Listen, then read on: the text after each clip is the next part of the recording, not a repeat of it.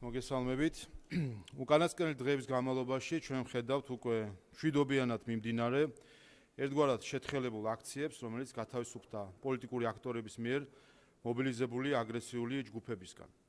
დემონსტრაციის ამგვარი ფერისცვალება მართლაც მისასალმებელია და ქვეყანაში მიმდინარე პროცესის პოლიტიკურ კალაპოტში დაბრუნებას ასახავს. ამავე დროს ჩვენ ხედავთ იმ ძალებსაც, რომლებსაც არ სურთ საქართველოში მშვიდობა, სიწყნარე, სოლიდარობა და პოლიტიკის კანონის ფარგლებსა და კონსტიტუციურ ჩარჩოებში კეთება. მოულოდნელად მინდა განვაცხადო, ვინც დღეს ქვეყნის არ დამშვიდებას და არეულობას ხელს უწყობს, მტრობს ჩვენს ქვეყანას და ქართულ ხალხს. აქციების დაწყებიდან საკმარისი დრო გავიდა. მოვისმინეთ პროტესტი, უკმაყოფილება, პრეტენზიები და საყვედურები. მთელი ამ ხნის განმავლობაში ნაბიჯ-ნაბიჯ მეთოდურად ვცდილობთ უპასუხოთ ყველაფერს, ვცდილობთ ავხსნათ, რომ ჩვენს ქვეყანაში მშვიდობიანი პროტესტი და დემონსტრაცია დაცულია, ხოლო პოლიციელებზე თავდასხმა და მასობრივი ძალადობა აუცილებლად აღიკვეთება. ვცდილობთ ავხსნათ, რომ არავითარი ჩელიაბინსკი არ არსებობს. არსებობს მხოლოდ საქართველო, მისი დედაქალაქი თბილისი და მთავარი გამზირი რუსთაველი. აქ ისევე ისე თენდება და ღამდება. ქვეყანა ყველაფრის მიუხედავად აგრძელებს არჩეული გზით სვლას და ცხოვრებას, როგორც მანამდე განვლილი 12 წლის განმავლობაში. ნაბიჯ-ნაბიჯ, მეთოდურად, თანმიმდევრულად ჩვენ მივყვებით დასახულ მიზნებსა და ამოცანებს, მივიწევთ ჩვენ წინ ევროინტეგრაციის გზაზე, რომლის აუცილებელი და ფუნდამენტური ნაწილია თავისუფალი და სამართლიანი არჩევნები. სწორედ ისეთი, როგორც ჩატარდა 26 ოქტომბერს. ამ არჩევნებში ქართულმა ოცნებამ გაიმარჯვა ხმათა სრული უმრავლესობით, მიიღო 1,120,000 ხმა, თვლიანი შედეგის 54%. ყველა, ვინც ამტკიცებს, რომ ესე არ მომხდარა, ცრუობს. ის, რომ ვერავით არ იმტკიცებულება და საბუთი მათ ვერ წარმოადგენს გამქრალ თუ გაჩენილ 300,000 ამომრჩეველზე და ელექტრონულ ჩარევებზე, სრულიად ბუნებრივია. ის, რაც ბუნებაში არ არსებობს, ვერც გაჩნდება. სიცრუის ამ კამპანიას ყავდა ინიციატორები, ავტორები, გამავრცელებლები და აქტივისტები. ეს ზუსტად იგივე ხალხია, რომლებიც ასეთივე წარმატებით ატყუებდნენ მათ პოტენციურ ამომრჩეველს 26 ოქტომბრამდეც, რომ ხალხის უმრავლესობა ოპოზიციის მხარესაა, რომ არჩევნებზე ყველაფერი შეიცვლება. ის, ვინც ეს დაიჯერა, მოგვიანებით შიშველი სიმართლის და რეალობის წინაშე დადგნენ და გაოგდნენ. მათთვის წარმოუდგენელია, რომ წააგეს ამ რეალობის უარყოფის შედეგია ის, რასაც ჩვენ ამ დღეებში ქუჩაში ვხედავთ. სინამდვილეში კი არავინ დამარცხებულა. ყველა მიიღო მისი კუთვნილი ხმა, პროცენტები და წარმომადგენლობა. ყველას უფლება არის დაცული, ყველას ხმა ისმის, ყველას აქვს საშუალება იცხოვროს მშვიდად და პოლიტიკითაც სრულიად კონვენციური ფორმით დაკავდეს. ერთადერთი, ვინც დამარცხდა, არიან საქართველოს მტრები. ისინი, ვისაც არ უნდა ამ ქვეყანაში სიმშვიდე, განვითარება, თანმიმდევრული წინსვლა. ჩვენს მტრებს სურთ ცვლილება ნებისმიერ ფასად. მათ სურთ ეროვნული, კანონიერად არჩეული ხელისუფლების ჩამოგდება ყველა მეთოდის გამოყენებით. დიახ, ეს უთანასწორო ბრძოლაა, მაგრამ ამ ბრძოლაში ჩვენ ზურგს გვიმაგრებს ქართველი ხალხი, ის, ვინც გვენდო და ვინც დაუჯერა ჩვენს დღის წესრიგს. ეს არის ხალხი, რომელიც გონების გარდა გულითაც გრძნობს უცხოეთიდან თავს მოხვეულ კერპებს. პროტესტის რადიკალური ნაწილის არაადეკვატურობა კუბოების დაწვასა და ვუდუს რიტუალებშიც კი გადაიზარდა. მივიღეთ უცხოელის კერპად შემრაცხველთა მთელი კოჰორტა, რომელთვისაც უცხოელის სიტყვა უზენაესი და უმთავრესი. სწორედ აქ გადის არსებითი წყალგამყოფი ჩვენსა და რადიკალებს შორის, ვისთვისაც უზენაესია გარე ძლიერი ბატონის ქვეშევრდომობა და თაყვანისცემა და ვისთვისაც ჯერ საკუთარი ქვეყანა, საკუთარი ეროვნული ინტერესია, საკუთარი თვითყოფადობა და ვისთვისაც საქართველოა უპირველეს ყოვლისა. ამაზე დგას ქართული ოცნება და ჩვენ არ დაუშვებთ ქვეყნის გარედან მართვას. ამ უმთავრეს საკითხში ვერ ვთანხმდებით საქართველოს ხელისუფლება და გარედან მართული ოპოზიცია. ქუჩაში ვითარება ჩაცხრა, აგრესიულ ჯგუფთა უმრავლესობა გაუნებელყოფილია. ცხოვრება თანდათანობით ჩვეულიც დაუბრუნდება. ყველას მოუწევს ქართველი ხალხის არჩევანის მიღება და აღიარება, რადგანაც ის სრულ სიმართლეზეა დაფუძნებული. ამ ფონზე ჩვენ ხედავთ კიდევ ერთ და იმედია უკანასკნელ გაბრძოლებას საქართველოს გადაკიდებული უცხოელი პოლიტიკოსების ვიზიტს, რომლებიც რუსთაველის გამზის ისევ წასაგესებლად ესტუმრნენ. მათი მიზანია ჩამქვალ ცეცხლზე ნავთის დასხმა, წაგებულ დღის წესრიგზე ჩაბღაუჭება და შემოტრიალება. რეგიონული ომებისა და კრიზისების ფონზე ჩვენი უმთავრესი მიზანია ქვეყნის ეროვნული ინტერესების დაცვა, რაც გადის მშვიდობის შენარჩუნებასა და ეკონომიკის გაძლიერებაზე.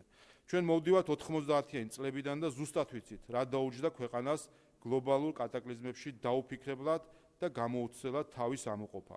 ეს ახსოვს ხალხს, ამიტომ ესმის ჩვენი. სწორედ ამიტომ ვართ მტკიცეთ და ამიტომ არ ვიხებთ უკან ჩვენს გზაზე, ამიტომ არ ვეპუებით მტრებს, რადგან ჩვენს უკან ჩვენი ქვეყანა და ქართველი ხალხია. ერთადერთი გულისტკივილი, რასაც განვიცდი, არის იმ ხალხის პოზიცია, რომელიც შეიძლება კრიტიკულადაა განწყობილი, მაგრამ უყვარს თავის ქვეყანა და რთულად ესმის ის გზა, რომელსაც მიჰყვება ხალხის უმრავლესობის მიერ არჩეული ხელისუფლება. მე დარწმუნებული ვარ, რომ დროთა განმავლობაში ობიექტურად ყველა მიხვდება თუ რას ვემსახურებით ჩვენ.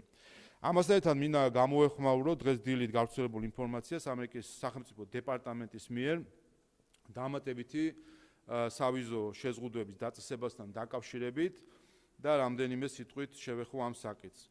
უპირველეს ყოვლისა, ეს არის ადმინისტრაცია, რომელმაც არჩევნები წააგო, მათი მანდატი იწურება და ამის მიუხედავად ამერიკელი ხალხის სახელით ურთიერთობას აფუჭებენ მნიშვნელოვან პარტნიორთან, როგორც არის საქართველო.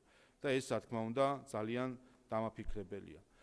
მეორე, პარადოქსულია, რომ სწორედ ამ ადმინისტრაციამ მრავალწლიანი პატიმრობით დასაჯა კაპიტოლიუმთან დემონსტრაციის მონაწილეები, როგორც ჩანს, რაც ეპატიება იუპიტერს, არ ეპატიება ხარს. არ შეიძლება დემოკრატია ერთ შემთხვევაში ერთ რამეს ნიშნავდეს, ხოლო მეორე შემთხვევაში სხვას.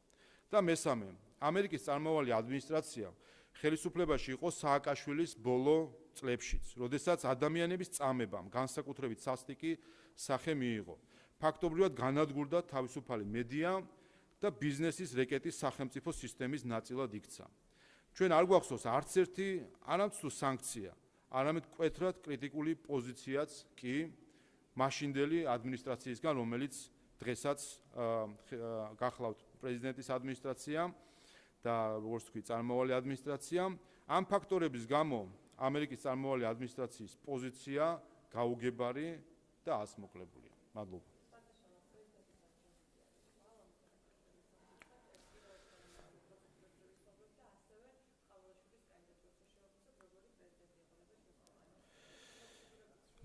კი ბატონო, რაც შეეხება ხვალიდელ არჩევნებს, ამაზეც მინდა რომ საზოგადოებას მოკლედ აუხსნა ტექნიკურად, ასე ვთქვათ, როგორ მიმდინარეობს.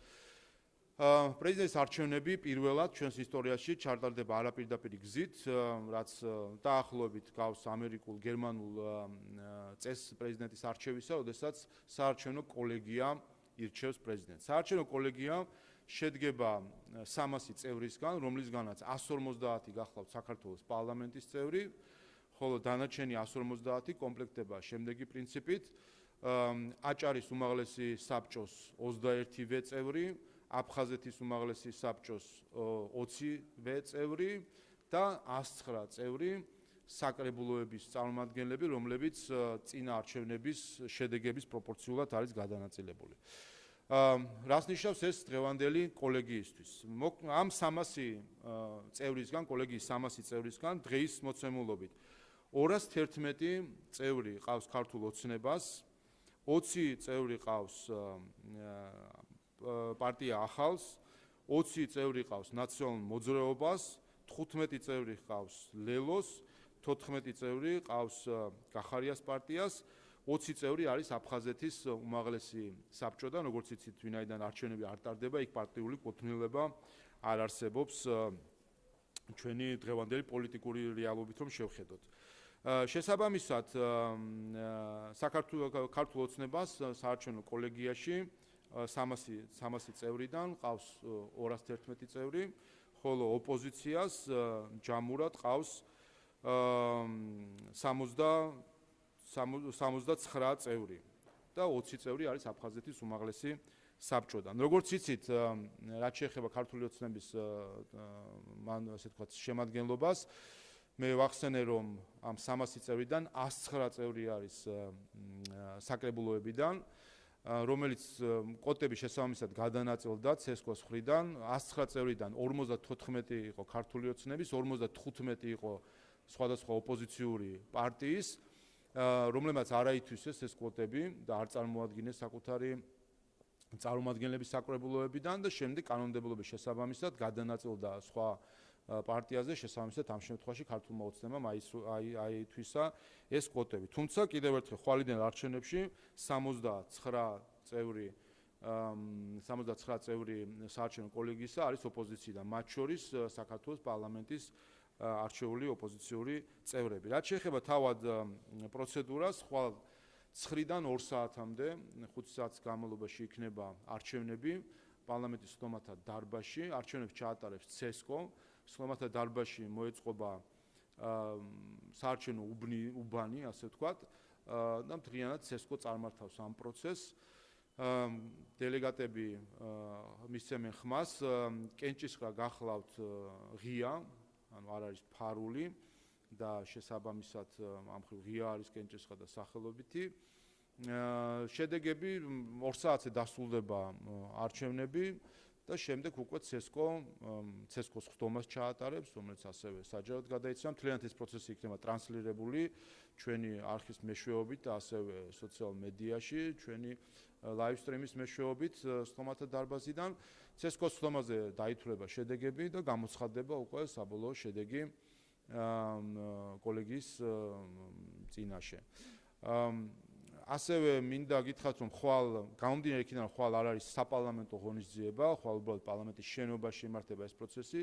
იქნება ასევე მედიისთვისაც სპეციალური რეჟიმი იმ მხრივ, რომ არის ინტერესი მათ შორის უცხოელი მედიის მხრიდან, რომ დაესწროს ამ ღონისძიებას, ამიტომ ხვალ იქნება სპეციალური აკრედიტაციით მედიის დაშვება, ამიტომ ყველა მედიას, ვისაც აქვს ინტერესი, რომ დააკვირდეს პროცესს, ვთხოვ, რომ საქართველოს პარლამენტის აპარატთან კონდეთ კომუნიკაცია ხვალისთვის სპეციალური საშვების მისაღებად, იმისთვის რომ გააშუქონ პრეზიდენტის არჩევის პროცესი. ანუ არ იმოქმედებს ამ შემთხვევაში წლიური აკრედიტაცია, არამედ იქნება სპეციალური აკრედიტაცია.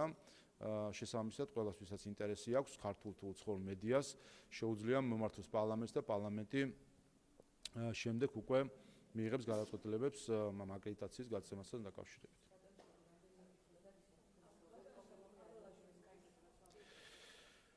ხო, რაც შეეხება ჩვენს კანდიდატურას, ჩვენ თავიდან ვთქვით და ეს რეაქციებმაც, ოპოზიციის რეაქციებმაც აჩვენა, თუ რამდენად სწორი გადაწყვეტილება იყო მიხეილ ყაველაშვილის დასახელება ამ პოზიციაზე. ჩვენ პრეზიდენტის ინსტიტუტმა ძალიან დიდი ზიანი მიიღო წინა პრეზიდენტების წყალობით და განსაკუთრებით მოქმედება პრეზიდენტმა ფაქტობრივად იმდენად დააზიანა ეს პრეზიდენტის ინსტიტუტი, რომ მომავალი პრეზიდენტს დაჭირდება საკმაოდ დრო იმისთვის, რომ გამოასწოროს ეს დაზიანებული რეპუტაცია პრეზიდენტის ინსტიტუტისა. და რით დააზიანა მოქმედება პრეზიდენტმა ეს ინსტიტუტი? პირველი, ჩვენ გვქონდა ამ შემთხვევაში უპრეცედენტო შემთხვევა და მე მგონი ფაქტობრივად მიუხედავად ძალიან ცუდი გამოცდილებებისა წინა პრეზიდენტებთან დაკავშირებითაც და ერთ-ერთი დღეს ციხეშიც კი ზის, ასეთი რა გითხრათ, ღია, საჯარო გასვლა პრეზიდენტის უფლებამოსილებებისგან, სხვა პრეზიდენტებისგან ასეთი უხეში და თავხედი დარღვევა, საჯარო დარღვევა კონსტიტუციურ უფლებამოსილებებისა ჩვენ არ გვინახავს, რასაც ქალბატონი სალომე აკეთებს. მან ფაქტობრივად ქართველ ხალხს თავზე გადაახია კონსტიტუცია, თქვა რომ მისთვის მნიშვნელობა არ აქვს ქართველ ხალხმა რა კონსტიტუცია დაადგინა, მან პრეზიდენტის ინსტიტუტი აქცია საკუთარ უკანა ეზოდ, სადაც როგორც უნდა ისე მოიქცევა, რასაც უნდა იმას გააკეთებს, ვინაიდან მას დაბევებული ჰყავდა ნაციონალური მოძრაობა პარლამენტში და იცოდა, რომ მისი იმპიჩმენტი პარლამენტში ვერ შედგება, ამიტომ აბსოლუტურად თავზე ხელაგებულად მოქმედებდა. სამწუხაროდ ამაში მას ხარს ერთის მხრივ ეხმარებოდა ადგილობრივი პოლიტიკური ძალები, ოპოზიცია, რომელიც მას აქეზებდნენ კონსტიტუციის დარღვევისკენ და სამწუხაროდ ამაში ჩართული იყო ბევრი უცხოელი, მათ შორის ევროპელი პოლიტიკოსი თუ ლიდერი, რომელსაც უბრალოდ ქართველი ხალხი არაფრად ჩაგვაგდეს და ჩვენი კონსტიტუცია, ჩვენი ხალხის ნება აბუჩა დაიგდეს იმით, რომ პრეზიდენტს ხელს უწყობდნენ კონსტიტუციის დარღვევაში. ამიტომ მიხეილ ყაველაშვილის ამოცანა ზუსტად ეს იქნება, რომ ერთის მხრივ ქართულ ხალხს აჩვენოს თუ რას ნიშნავს პრეზიდენტი საპარლამენტო რესპუბლიკაში, რას ნიშნავს იყო იმ პოზიციის წარმომადგენელი, რომელიც ერთის მხრივ რომ არის სახელმწიფოს მეთაურის სტატუსის მქონე, მაგრამ მეორეს მხრივ არ არის ქვეყნის მმართველი. აი ეს არის ეს იყო ის ცდუნება, რომელსაც ვერც ერთმა წინა პრეზიდენტმა ვერ გაუძლო და ის სტატუსი, მაღალი სტატუსი, რომელსაც კონსტიტუცია მას ანიჭებს, ყველამ მოინდომა, რომ ეს სტატუსი გადაექცია სახელმწიფო ბერკეტად, რომელიც ქართულ ხალხს არ მიუნიჭებია მათთვის. ამიტომ ეს არის ერთი მთავარი ამოცანა პრეზიდენტის ნამდვილი, ასე ვთქვათ,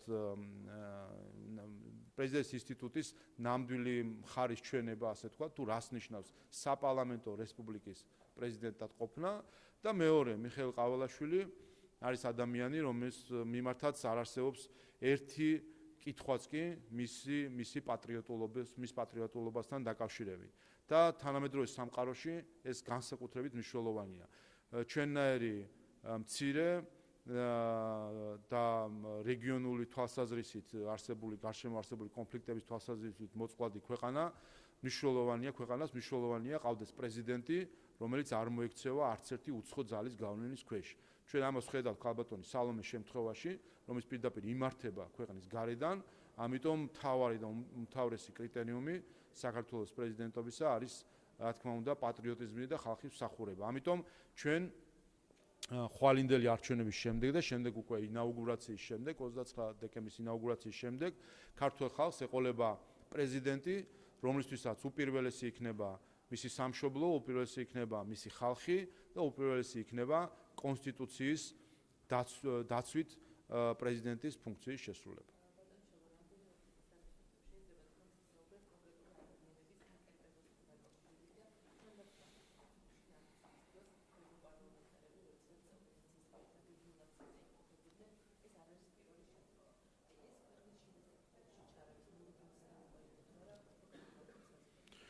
თავისთავად, რასაც ჩვენ ხედავთ, განსაკუთრებით ამ მხრივ გამოირჩევიან რატომღაც ბალტიისპირეთის წარმომადგენლები, პოსტსაბჭოთა პოლიტიკოსები, რომლებიც ჩვენ გვეგონა, რომ იქნებოდნენ ადამიანები, რომელსაც ყველაზე მეტად გაუგებდა ქართულ ხალხს და აღმოჩნდა, რომ არიან პოლიტიკოსები, რომლებიც ყველაზე მეტად ერჩიან ქართულ ხალხს. არ ვიცი, რა დაუშავეთ თავის დროზე ამ ადამიანებს, რატო არიან ასე გადაკიდებული ჩვენს ქვეყანაზე, რატო უნდათ მისი დაზიანება განსაკუთრებით, მაგრამ ფაქტი სახეზეა, რომ გამოირჩევა განსაკუთრებით პოსტსაბჭოთა პოლიტიკოსები, მათ შორის ერთ-ერთი გუშინ მიხილეთ რუსთაველის გამზირზე, გორბაჩოვის თანამოაზრე პერესტროიკის დროინდელი პოლიტიკოსი, რომელიც რუსული აქცენტით აქ გველაპარაკება დემოკრატიაზე და ჭკუას ასწავლის ქართულ ხალხს. ადამიანი, რომელიც გახლავთ მიხეილ სააკაშვილის მფარველი და ის რომელიც მთელი ბოლო პერიოდი არის იქითკენ მომართული, რომ მიხეილ სააკაშვილი რაიმენაირად დაიხსნას ციხიდან და გასაგებია რატომაც უნდათ მისი დახსნა. მიხეილ სააკაშვილი იყო ის ადამიანი, რომელიც ზუსტად მათი ინსტრუქციებით მოქმედებდა, მათი ინსტრუქციებით დამართა ამ ქვეყანას, რაც დამართა. და რა თქმა უნდა, მის მიმართ აქვთ ვალდებულება, რომ დაიხსნან იმ სამართლიანი სასჯელისგან, რომელსაც ის იხდის. ეს არის ადამიანი, ქალბატონ რასაც გულისხმობ, რომელმაც სულ ახლახან არჩევნების შემდეგ განაცხადა, რომ ის პრობლემები, რასაც ახლა ზოგიერთი ევროპელი უქმნის საქართველოს, ეს არის ქართული ხალხის ბრალი, იმ ხალხის ბრალი, რომელმაც ქართულ ოცნებას დაუჭირა მხარი. ამიტომ ამ ადამიანის თვალში ქართული ოცნების აღმოჩენა საერთოდ ამ ქვეყნიდან გასასახლებლები და გავასახლოთ და გაგვაქრონ. ასე რომ ასეთი ადამიანი, რომ ცდილობს, ასე ვთქვათ, ქვეყნის პოლიტიკაში ჩარევა, გასაგებია, რომ მას არანაირი კეთილის რახვა არ აქვს. მეორეს მხრივ, ეს სამარცხვინო სანახაობა, რასაც ჩვენ უკვე მერამდენჯერ ხედავთ რუსთაველის გამზირზე, რასაც ოპოზიციამ ქართველი ერის დაკნინების რიტუალად აქცია, როდესაც უცხოელი არამკითხე მოამბეები მიმართ ყიჟინა, გაკერპება მიდის. ეს ამას არაფერი კავშირი სუვერენიტეტთან, ქართველობის შეგრძნებასთან არ აქვს საერთოდ. როდესაც მეხუთე ხარისხოვანი პოლიტიკოსები ჩამოყავთ, აყენებენ ტრიბუნასთან და მიდის მათი ასე ვთქვათ, კერპად აღიარება. ეს ასეთ სახის აქციები ყველანაირად კარგავენ შემდეგ კავშირს ქართულ სახელმწიფოსთან, ქართველ ერთან და აჩვენებენ საერთოდ ჯამში, რომ ამ ხალხს საერთოდ არ ესმით, რას ნიშნავს სუვერენიტეტი, რას ნიშნავს იყო დამოუკიდებელი ქვეყანა, რას ნიშნავს ის ბრძოლა, რომელიც რუსთაველის გამზირზე მიდიოდა 80-იანი წლების მიწურულს, როდესაც ჩვენი ხალხი იბრძოდა დამოუკიდებლობისათვის. აი ამ ყველაფრის უარყოფა არის, რაც ჩვენ გუშინ ვიხილეთ, როდესაც უცხოელები არიან წარმოჩენილი ამ ქვეყნის მმართველებად და ჩვენი ქვეყნის მომავლის გამსაზღვრელებად.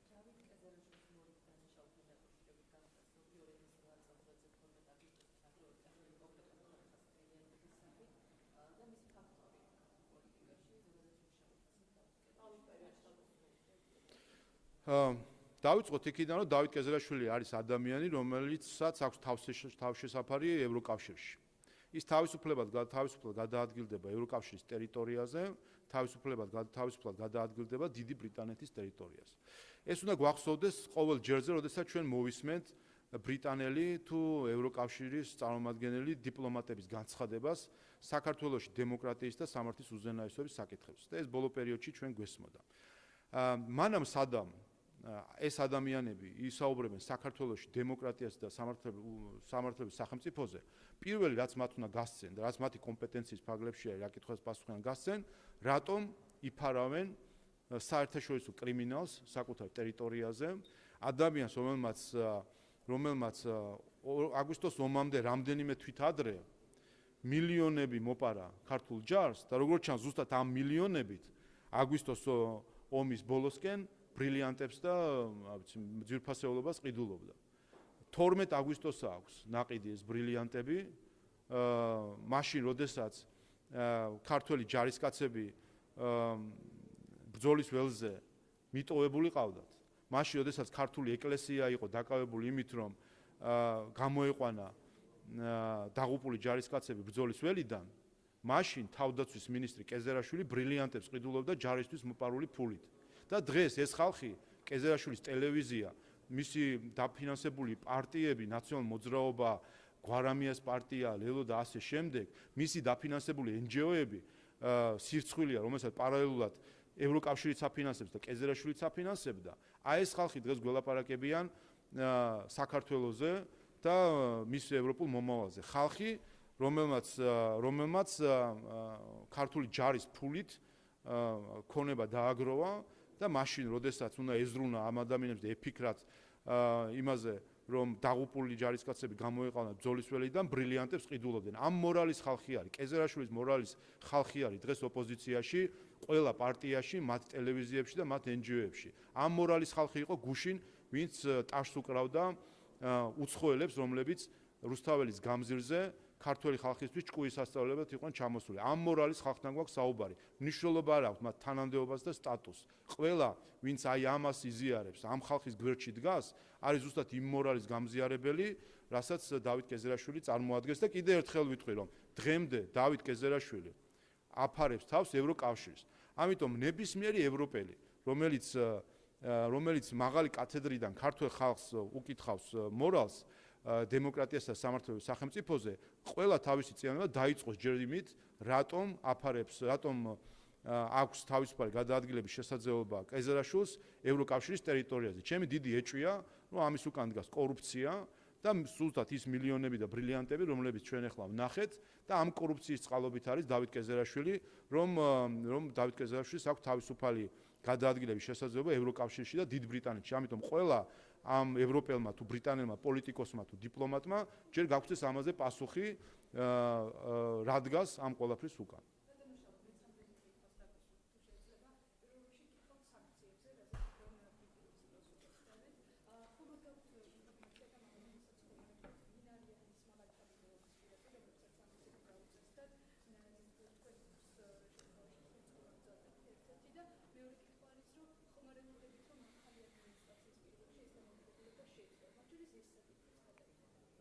რაც შეეხება გვარსახელებს არ ვიცი, ჩვენ რაოდენობები გვესმის, წინა ჯერზე ითქვა რომ 3 დუჟინი იყო, ახლა ითქვა რომ 20-მდე არის.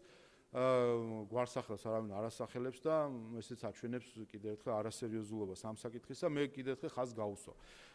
სამწუხაროა, რომ ადმინისტრაცია, რომელმაც პირწმინდა წააგო არჩევნები, სულ ახლახან, ცდილობს, რომ ცუდი მემკვიდრეობა, მძიმე მემკვიდრეობა დაუტოვოს არჩეულ პრეზიდენტს და ადმინისტრაციამ, რომელიც კიდევ ერთხელ, რომელმაც დაკარგა ამერიკელი ხალხის მანდატი, დღეს ამერიკელი ხალხის სახელით აფუჭებს ურთიერთობას საქართველოსთან, მნიშვნელოვან პარტნიორთან.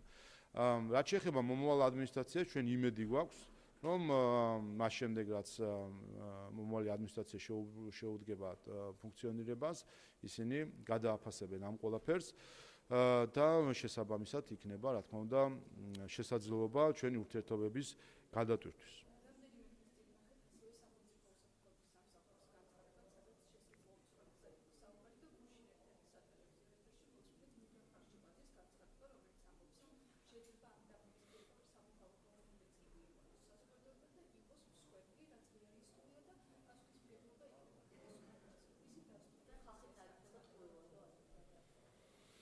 ეს არის მათი ოცნება. თქვენ გაიხსენეთ ეს პირველ შემთხვევაში არ არის. 2021 წლის არჩევნების წინა პერიოდი გაიხსენეთ, ადგილობრივ თვითმმართველობის არჩევნები. კეზერაშვილის ტელევიზია იყო ზუსტად ფლაგმანი იმისა, რომ მაშინ შაქარაშვილის და ბაჩალეიშვილის საქმე. გახსოვთ, როგორ იყენებდნენ ამ საქმეს იმისთვის, რომ რაღაც ზუსტად ესეთი მსხვერპლის სცენები დაედგათ. და საარჩევნო შედეგი იმასაც შეგახსენებთ, რომ მთავარი ჟურნალისტი მაშინ ამბობდა, მაშინ ასე ვთქვათ, აკრიტიკებდა შაქარიშვილის შემთხვევაში მის ოჯახს და ამბობდა, რომ ოჯახის წინააღმდეგობის მიუხედავად ჩვენ გამოვიძიებთ ამ საქმესო. ამ ადამიანებისთვის არ არსებობს მორალური ზღვარი, იმიტომ რომ მაშინ, როდესაც ხდები სხვისი ნების გამტარებელი, იქ საკუთარ მორალზე და მორალურ კანონებზე ამბობ უარს. ამიტომ რა თქმა უნდა, მათთვის მორალური ზღვარი არ არის, ყველაფერზე წამსვლელები არიან აბსოლუტურად და ეს ამ დღეებში ვიხილეთ.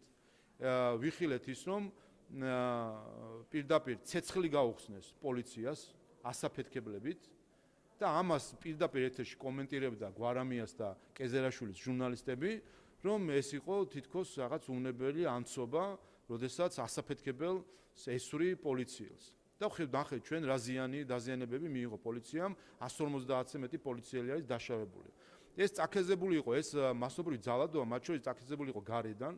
ჩვენ დღემდე ვისმენთ განცხადებებს უცხოელი პოლიტიკოსებისგან თუ დიპლომატებისგან, რომლებიც პოლიციისთვის ცეცხლის გახსნას ეძახიან მშვიდობიან დემონსტრაციას, რომლებიც ვანდალიზმს პარლამენტის თუ რუსთაველის გამზიზე მდებარე შენობებზე და ნახეთ თქვენ რა დამართეს ვიტრინებს და შენობებს, ამას ეძახიან მშვიდობიან პროტესტს, რომლებიც პარლამენტისთვის ცეცხლის წაკიდების მცდელობას და იცით რომ ერთ ოთახში ცეცხლი გაჩნდა, რამდენიმე ოთახში იყო მცდელობა, ასაფეთქებელი ნივთიერებების შეგდებით, მაშხალების შეგდებით, რომ ცეცხლი გაეჩინათ და საბედნიეროდ ვერ შეძლეს და იმიტომ რომ მობილიზებული იყო შენობის შიგნითაც შესაბამისი დანაყოფები, ამას ეძახიან მშვიდობიან დემონსტრაციას. სიტყვა სიტყვით. ეს დღეები ჩვენ ვიხილეთ, მათ შორის ელჩები, რომლებიც მშვიდობიან დემონსტრაციას ეძახიან პოლიციელისთვის ცეცხლის გახსნას, პარლამენტზე თავდასხმას და ცეცხლის წაკიდების ცდილობას.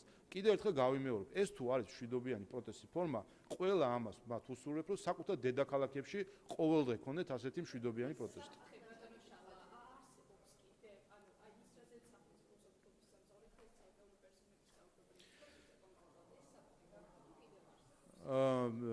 დიახ, ჩვენ შევხედეთ, რომ მინავლებული არის ეს აქციები, ამიტომაც ჩამოვიდნენ გუშინ ქალბატონი რასა იუკნევიჩიანი, საქართველოს სახელმწიფოზე გადამტერებული ადამიანი, იმისთვის რომ ეს მინავლებული ასე ვთქვათ, აქციები რაიმენაირად გამოეცოცხლებინა. და ნახეთ, რომ ეს მანაც კი ვერ შეძლო ეს 2 საათი გაზრდება მოუწიათ მისი მისვლისა, ხალხს წარმოგიდგენიათ, ხალხს კრებდნენ იმისთვის, რომ დაეხვედრებინათ ერთ-ერთი ევროპარლამენტარისთვის, ქალბატონი რასასთვის 8 საათზე დაანონსებული მის თუ 7 საათი მისი 8 საათზე დაანონსებული მისი მისვლა მოუწიათ რომ გადაეტანათ 10 საათისთვის, სადამ რაღაცა რაოდენობა ვერ შეკრიბეს ხალხი და ისიც ვერ შეკრიბეს. 1000 კაცი დაახვედრეს ძლივს შეკოწიწებული ქალბატონ რასას და ხედავთ რომ ნელ-ნელა საზოგადოება აცნობიერებს რომ ერთი ამ ხალხმა გულისხმობ რადიკალურ ოპოზიციას და მათ უცხოელ დამქაშებს რომ ამ ხალხმა კიდევ ერთხელ სცადა ეთამაშა საზოგადოების ემოციებზე ყალბი ნარატივების დათესვით თუმცა ეს არის ხომ ჩვენი გამოცდილება ჩვენი სიმყარე არის იმ სიმართლეში რომელსაც საქართველოს ხელისუფლება ემსახურება და როცა ხარ მართა მხარეს შეიძლება რამდენიმე დღით დააბნიო საზოგადოება და ემოციებზე ათამაშო თუმცა საბოლოო ჯამში სიმართლე გასაგები ხდება ყველასთვის